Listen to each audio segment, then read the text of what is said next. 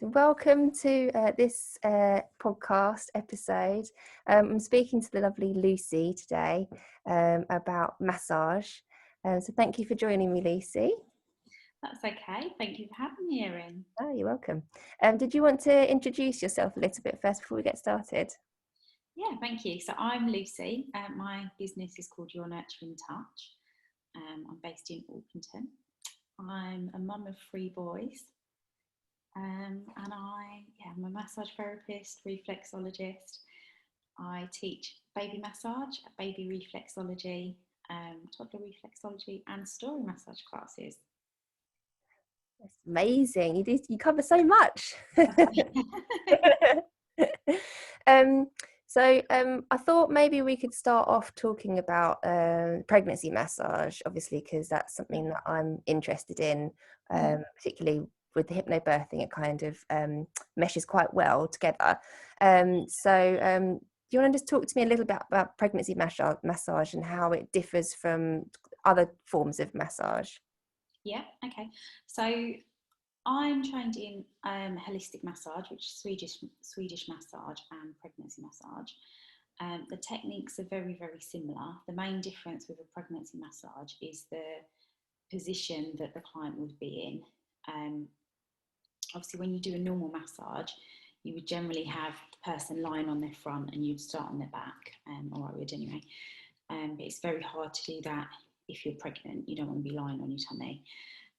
So the way that I do my pregnancy treatments, I would have the client lying on their side, propped up with lots of cushions and bolsters, making sure they're very comfortable. Okay. So what kind of things could pregnancy massage help with? They're very good. Sorry, I've stumbled a little bit. Can you ask that again? That's okay. Actually, I'm just going to pause for a second. Yeah, okay. One second. Sorry.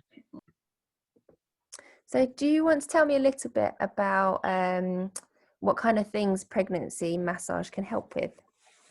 Yeah, so massage in general is obviously very good for relieving stress and helping you relax. It does a lot for your hormones. Can improve sleep, can make you feel better. Pregnancy massage is really good for easing back pain and easing tension. So in pregnancy, as you know, as the baby grows, the pubic bone and tailbone move backward, increasing the arch in your back.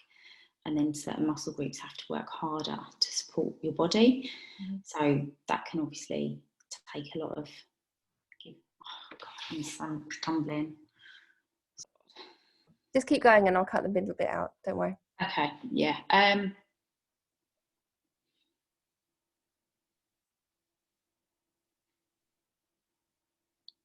Yeah, sorry, my mind has just gone blank. So, and obviously you're carrying more weight as well when you're pregnant. So back pain, especially lower back pain, is very common in pregnancy. And also because where you adjust your posture to carry the weight, you can then also get problems in your shoulders, depending on exactly how you're carrying the baby. So massage is really good for easing those aches and pains and releasing the tension. Yeah, it's funny, isn't it? Because you are carrying a massive weight on the front and your center of gravity changes when you're pregnant, and you are kind of, even just having a different posture and having that different center of gravity, you're using muscles in a different way than you were before. You're using some muscles more and some muscles less than usual, and and you kind of counterbalance, don't you? So and I remember when all 3 of my pregnancies getting really, really bad lower back pain. You tend to arch your back a lot, don't you, when you're pregnant, and kind of like stick your bump out and stick your bum out, and you kind of... You can often tell if you see a woman from behind, you can often tell whether they're pregnant by the way they're walking. Yeah. Oh, okay. So are there any areas that you tend to avoid at all when you're doing pregnancy massage? There are a couple of meridians that I would try and avoid: the spleen and gallbladder meridian, and that's all to do with energy flow. As I said earlier, the techniques are very, very similar to a Swedish massage. It's more about position of the client and really knowing what happens to a woman's body during pregnancy. It's more about knowing the contraindications, so when you would avoid a pregnancy massage. What are they? So massage is very safe during pregnancy, but there are some conditions that we wouldn't advise having a massage. So, for instance, really unstable blood pressure. Massage is really good for improving your circulation, but because it can lower your blood pressure, which is part of the reason that you're more relaxed. Obviously, if you've got very, very low blood pressure to begin with, you don't want to be taking that any lower. And if, for instance, you had a blood clot, the last thing we'd want to be doing is improving your circulation, because there's a chance that blood clot could move. Yeah. Yeah, so generally speaking, it's very safe, but there are a few conditions where we would advise not having a massage. Yeah, I wouldn't. That's interesting. I wouldn't have thought of either of those actually, but it kind of makes sense now you've said it. Yeah. I have to make sure that I mention that with clients actually, because I wouldn't have thought to mention either of those. Oh, okay. So you said that you do baby massage as well. Yeah, I do. What do you do with baby massage? Obviously, I'm guessing it's quite gentle because it's babies. But do you want to talk a little bit about what a baby massage involves? Yeah, so I teach parents how to massage their own children. So even though I'm qualified massage therapist, I don't massage the babies. That's the privilege of the parents, really. So I teach them how to massage their babies safely. So I teach in small groups. I teach them a series of strokes that enables them to massage their baby safely. It's a full body massage, and we focus on a different body area each week, and then so we start with the legs in week 1, for instance, and then in week 2 we recap the legs, and then we work on the tummy, and I teach them all about the digestive system and how they can aid digestion and help with things like constipation and trapped wind. And then we build up the massage slowly over the first 5 weeks, and it's absolutely lovely. It's really amazing to be able to witness the magic, really, that happens when you massage your child. Yeah, I absolutely love what I do, and I get to see some real sights in class where it's just pure bonding, which I absolutely love. Oh, I wish I'd done baby massage. I never did it with my kids, but I imagine it must be really lovely. Yeah, it is.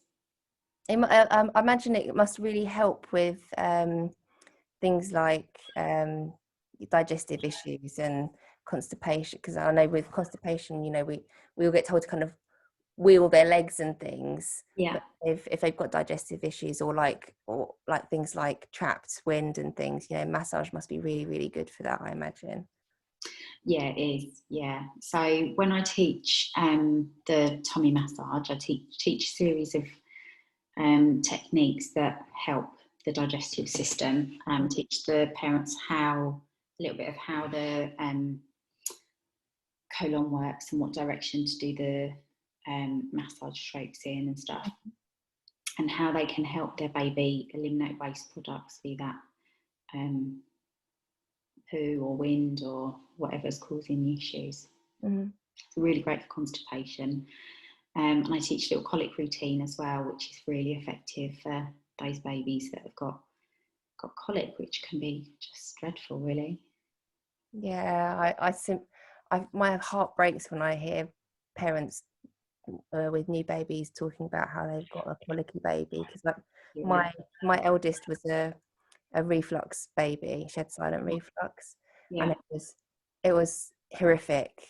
It was the hardest 12 months of my life, seriously, really, really hard. And you've got a baby that you just can't settle and you can't help them and they just cry all the time. It is really, really difficult. If you can find something like baby massage that helps them, I think that's honestly worth its weight in gold, to be able to find something that works, because it's hard when you've got a colicky baby. Yeah, it is really hard, really tough. So in terms of the strokes that I teach, it's a combination of Indian massage, Swedish massage, and reflexology. And it's a full body routine that the parents can practice at home and hopefully incorporate into part of their routine. So what's the difference between Indian massage and Swedish massage? Because I don't really know the difference between the two. So generally speaking, Indian massage is all about pulling the blood away from the heart, so delivering the nutrients to the organs and the extremities. And Swedish massage, the strokes tend to be more towards the heart and basically eliminating the waste products and helping detox. Okay. So they're very, very similar. It's just mainly in terms of baby massage, the strokes are just in opposite directions. Okay. That's interesting. They're both really, really beneficial. And as I mentioned earlier, massage is very good for improving your circulation. And it also boosts your lymphatic system. So I don't know if you know much about the lymphatic system, but that's your body's natural defences, and it's the way that your body eliminates the toxins, but it doesn't have its own pump, so it works off the circulation. So by boosting the circulation, you're also helping the lymphatic system, which is really beneficial for people's health. Yeah, that's good. Again, it's another benefit that I wouldn't have thought about your lymphatic system, because I know how important it is. I wouldn't have connected massage and lymphatic system together. But that's really, really interesting as well, actually. I've just been trained in reflexology lymph drainage. And I'm helping, so I have lots of pregnancy clients, but I have other clients as well, obviously. And I'm helping an 88-year-old with his swollen legs just by giving him some reflexology lymph drainage. It's really helping his circulation. But we've managed to drain 98 millilitres of fluid from his legs last week. Oh wow! It's pretty amazing, just doing a treatment on the foot. Yeah, it's crazy, isn't it? I'm a big believer in reflexology. Massive believer, but that's just that's amazing. It's really amazing, and it's amazing that you're just manipulating one area of the body and it can affect any other parts in your body. It's just mind-blowing, really, isn't it? It is mind-blowing. Oh, that's really cool. You mentioned to me before we started recording that you do story massage as well. Do you want to talk a little bit about what that is? So story massage is 10 strokes. Each stroke has a little symbol, and the idea is once you know those strokes, you can use those strokes to create your own massages. So you can do, what I love about story massage is the fact that it's so versatile. You could do story massage on your 4-week-old baby, or you could do it on someone that's at the end of life. You don't have to remove any clothing, you don't have to use any oils, so it can be done anywhere really, with anyone. And once you know those strokes, the only limit really is your imagination. So you can do the massage to songs, you can do it to stories, to nursery rhymes. In my class this morning, we done story massage to Humpty Dumpty, and then we done it to the Gruffalo, and then we were waving ribbons and doing it to Let's Go Fly a Kite, the Disney song. So it's just really versatile. Oh, that sounds really fun. It is good, yeah. And it's really lovely to be able to see, I'm in a story massage community, it's lovely to be able to see the variety of places that it's used. So some practitioners go into nursery schools, other practitioners go into old people's homes. And it's you get all the same benefits from massage. And when it's used in schools, some of the schools that have got like a story massage program, they've seen reductions in bullying and improvements in the way that the children behave, and there's just all sorts of benefits. It's pretty amazing, really. Yeah, I think, isn't it amazing though that massage is so much more than just what people think, when you think I'll go for a massage because I'll pamper myself, but actually it's got so many more uses and so many more benefits than just relieving a bit of backache. I'm a great believer in the power of touch.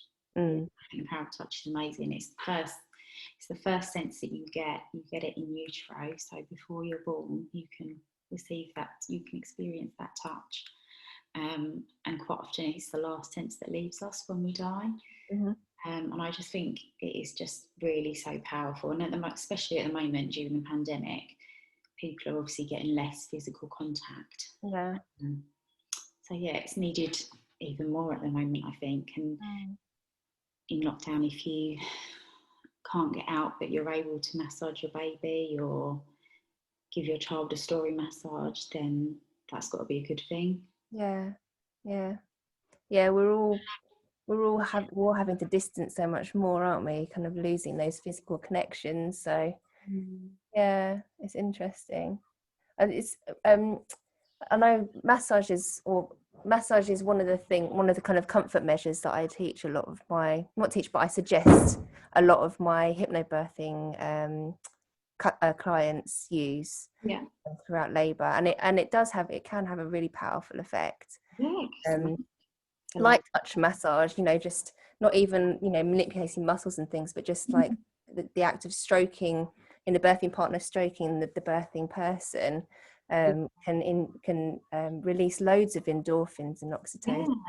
Really important for birth. So it is powerful, really, really powerful. And well done for you for encouraging that touch, because it is amazing. And I can imagine that in labour it's really beneficial. Especially when you think about the oxytocin that's released and the serotonin and the endorphins. And when I give a pregnancy massage, it's a real honour, really, to be part of that person's pregnancy journey. So I get some people who come to me just towards the end of their pregnancy when they kind of want to be prepared for labour and just have a little bit of me time, which is lovely. And I get other clients that come to me basically as soon as they've had their 12-week scan, and then they come to me monthly throughout their pregnancy. And then they come to me for baby massage after their baby's born. And it's amazing. And it is a real honour to be part of that journey. It's lovely. It is lovely. And you're right, it is an honour. And it's so nice because you build up those really nice relationships with those clients, don't you? Especially if you're going through pregnancy to postpartum, and seeing those babies. I can imagine it is really, really nice. It is lovely. Oh, thank you so much for talking to me today, Lucie. I really appreciate it. I've learnt loads and loads, actually. It's really, really interesting. I really appreciate you spending the time kind of explaining everything to me. Thank you for inviting me. It's been a pleasure. You're welcome. Take care. Bye.